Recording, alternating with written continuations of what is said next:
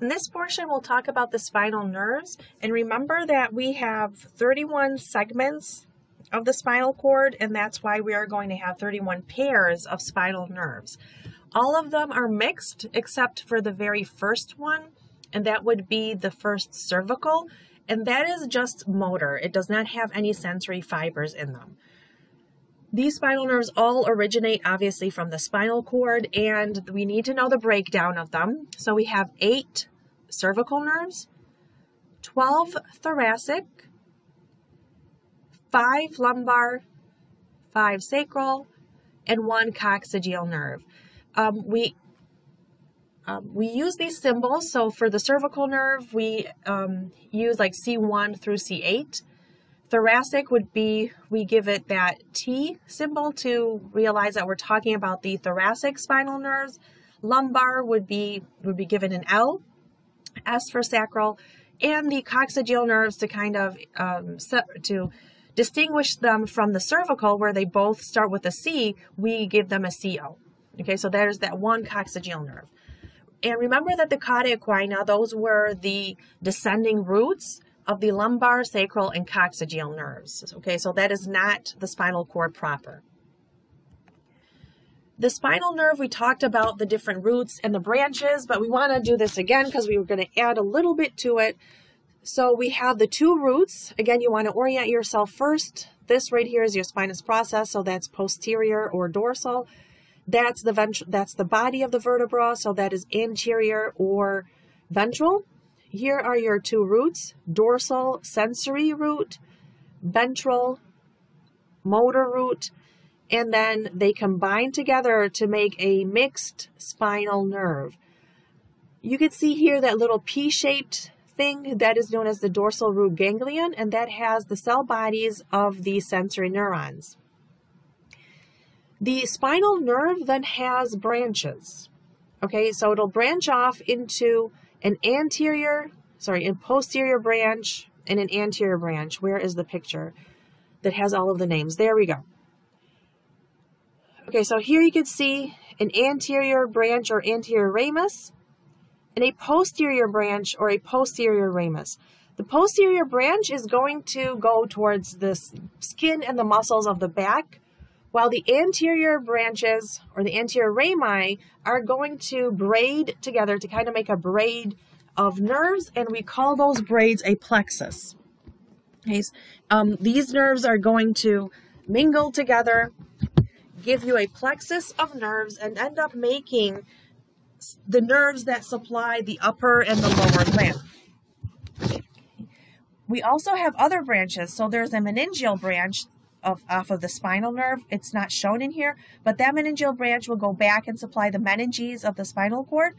And then there's also a visceral branch. So the thoracic and lumbar spinal nerves are going to also give out a visceral branch, and that is going to, these are actually the sympathetic fibers that will give out sympathetic supply to the organs of the chest, thoracic, and pelvic area. Now a dermatome, okay, a dermatome is an area of the skin, so coming from dermatology, area of the skin that is innervated by the sensory fibers of particular spinal nerves. There is a map of the skin, and we were able to map where each spinal nerve innervates. So for example, remember C1 was only motor, so it's not included in this map, but you can see here that C2, for example, innervates the skin of the back of the occiput. You do not need to know this map. Okay, I'm just showing it to explain what a dermatome is. Okay, you do need to know what a dermatome is, or the definition of a dermatome. So if people come in and they say, well, you know what, I have like pain in the lower back, and it's kind of like on the flank, on the sides of the back. Well, we could follow this back into that maybe it's a pinched nerve, and the nerves that are pinched in this case would be depending on where in the back it hurts. Okay, so It could be like the lumbar ones, and that's usually what the case is, and so on. Okay, so like L1, L2, if those are pinched, the pain maybe would be on the upper part of the thigh and kind of go back into the gluteal region in the back. So again, we use them to figure out the origins of different diseases and to be able to follow up on the progress of these diseases. Now for the nerve plexuses. Nerve plexus, as I mentioned, is these anterior rami of the spinal nerves that combine together in order to make a braid of nerves, okay? All of them do that except those from the 2nd thoracic through the 12th thoracic. Those are going to become the intercostal nerves. So I'll go back to this picture to show you that. So the anterior rami of the 2nd through the 12th thoracic spinal nerves do not enter to become a plexus. They rather run in between the ribs and become what are known as the intercostal nerves. Intercostal means in between the ribs. Okay, so there is, again, the anterior rami of the remaining spinal nerves. They are going to sort out and recombine. So they'll combine together and then divide and combine together again and then divide into bigger nerves that supply either the upper limb or the lower limb. The 3 plexuses that we want to know are your cervical, brachial, and lumbosacral plexus. For each plexus, you want to know which rami enter into them and, the branches that come out. So for the cervical plexus, that's formed by the anterior rami of C1 through C4. That lies very deep in the neck, and it supplies the muscles and the skin of the neck.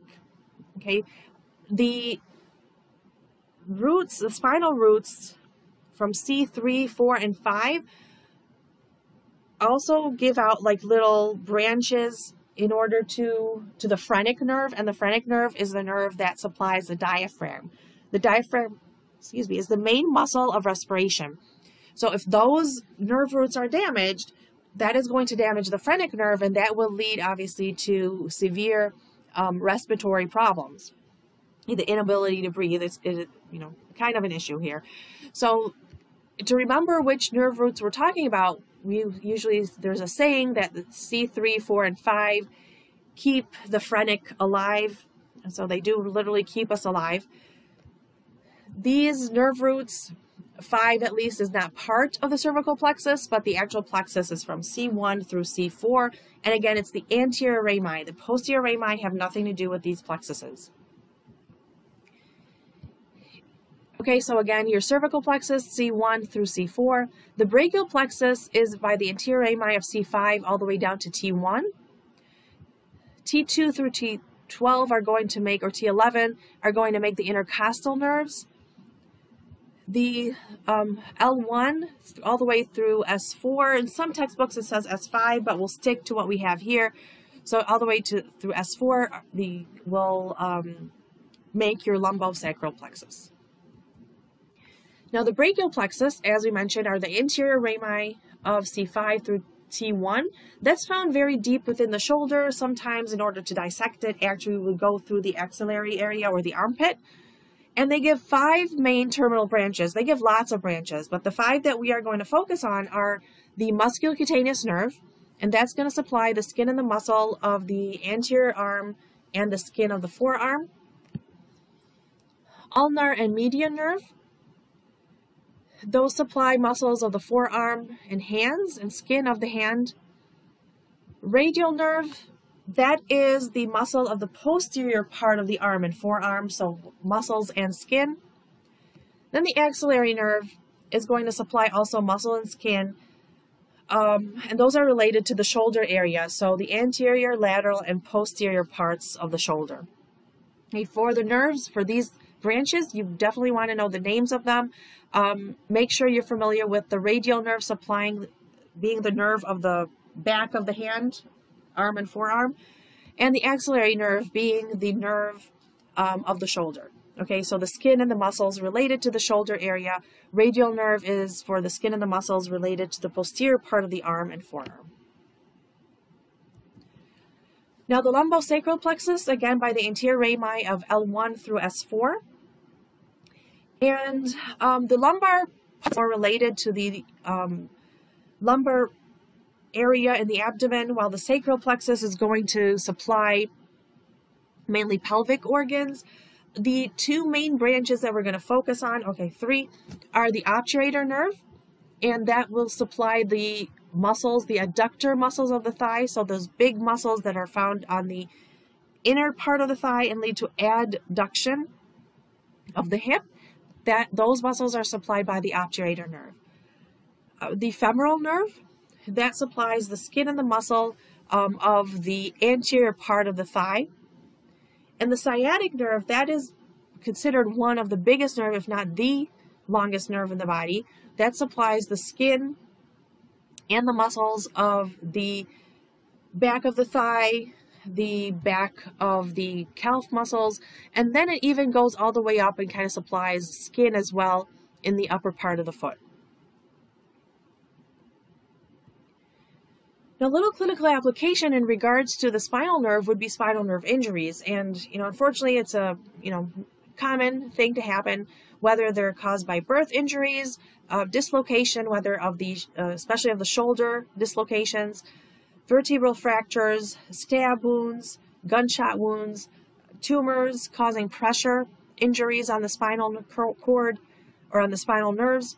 These are a couple of examples. So whiplash, that's when there's a sudden bending of the neck, and it usually tends to happen in car accidents, especially if the hit is coming from the back of the car. That could lead to the compression of the cervical plexus.